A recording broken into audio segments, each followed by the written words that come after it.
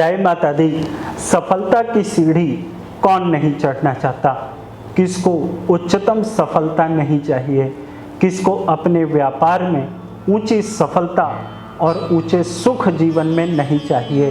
लेकिन इसके लिए आपको जन्म कुंडली के अंदर दो ग्रहों को और इनके भावों को बहुत बारीकी से समझना चाहिए। मैं यहाँ पर आज बुध का और शनि का रहस्य घर की सीढ़ियों के माध्यम से सुलझाने की कोशिश करूँगा। आशा करता हूँ आपको मेरा वीडियो ज़रूर अच्छा लगेगा और आप इस वीडियो के साथ साथ अपने जीवन में इसको अप्लाई करके सुख का आनंद जरूर लेंगे। जन्म कुंडली के तीसरे भाव को बुध का कहा जाता है और छठे भाव को। और जब भी जन्म कुंडली के अंदर राहु तीसरे में छठे भाव में बैठे हों तो ये उच्च के कहलाते हैं। लेकिन यदि राहु तीसरे और छठे भाव में बैठे हों या राहु 1 से लेकर के 6 भावों के अंदर बैठे हों तो जन्म कुंडली के अंदर शनि देव अपना कुछ प्रभाव शुभ कर देते हैं।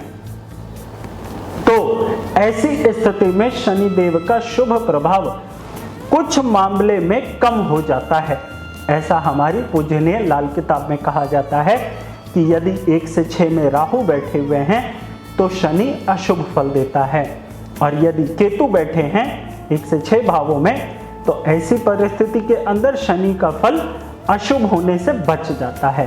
लेकिन यहाँ पर हम बात कर रहे हैं पहले बुध के बारे में।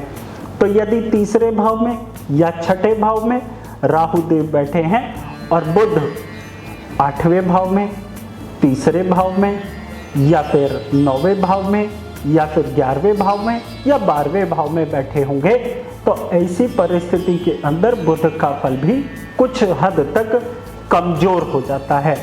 होता क्या है, ऐसी परिस्थिति के अंदर आप अपने घर की सीढ़ियों में जब जब कंस्ट्रक्शन करवाएंगे, अब मैं यहाँ पर क्यों बात कर रहा हूँ ऐसी परिस्थिति के अंदर, क्योंकि 1 से 3 भावों के अंदर जब भी बुध बैठता है तो उसमें शनि के मिश्रित गुण होते हैं।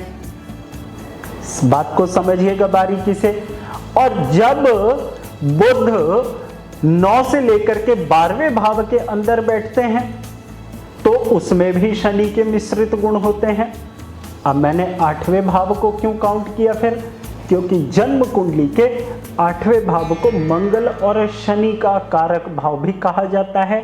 इसीलिए जब ऐसी परिस्थिति में बुध बैठे हों, चाहे आपके वर्षफल के अंदर बैठे हों, तो आप जब जब अपने घर की सीढ़ियां कंस्ट्रक्शन करवाएंगे तब तब आपको बुध और शनि से संबंधित पीड़ाएं होंगी।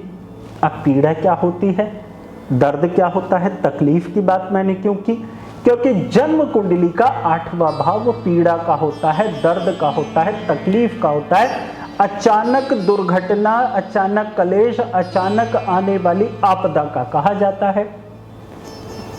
अब ऐसी परिस्थिति जब भी आपके घर के अंदर बनेगी कि आपने अपने घर की सीढ़ियां कंस्ट्रक्शन करवाई, सीढ़ियों के नीचे टॉयलेट या बाथरूम आपने बनवा दिए, या फिर सीढ़ियों के ऊपर आप कबाड़ इकट्ठा करके रखते हैं, सीढ़ियों को गंदा रखते हैं, सीढ़ियां बार बार रिकंस्ट्रक्ट करवाते हैं, तो ऐसी परिस्थिति के अंदर आपको राहु का फल, सूर्य का फल, बुध का फल और शनि का फल डिस्टर्ब ही मिलेगा।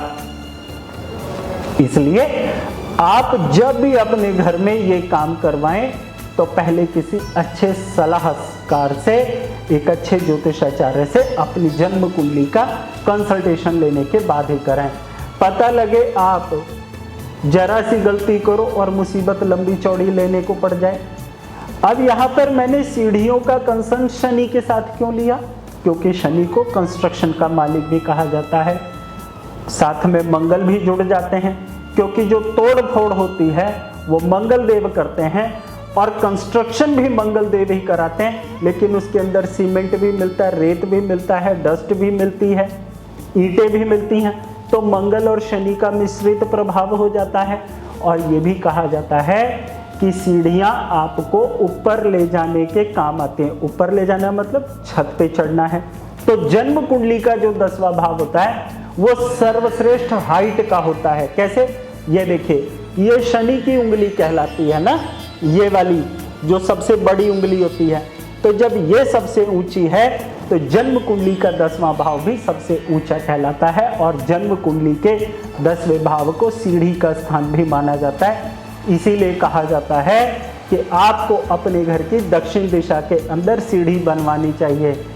किस दिशा के अंदर किस तरह की सीढ़ी बनवाएं, ये मैं आपको कभी अपनी नेक्स्ट वीडियो के अंदर बताऊंगा और आपको सीढ़ियों का रहस्य भी समझाऊंगा कि आपके घर में किस दिशा में एंटी क्लॉक सीढ़ी बनेगी तो आपको फ़ायदा मिलेगा और किस दिशा के अंदर आपके क्लॉकवाइज सीढ़ी बनेगी तो आपको बहुत फ़ायदा मिलेगा।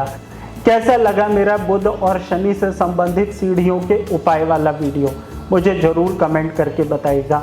यदि आपके मन में किसी भी तरह का सुझाव है या आप मुझे कोई टॉपिक बताना चाहते हैं जो आपके मन में चल रहा है, जो आपकी जिज्ञासा है, तो मुझे कमेंट सेक्शन में ज़रूर बताइएगा। उस पर मैं पूरे इनसाइट्स, पूरी नॉलेज आपके साथ शेयर करने में अपना सौभाग्य समझूंगा। जय माता दी।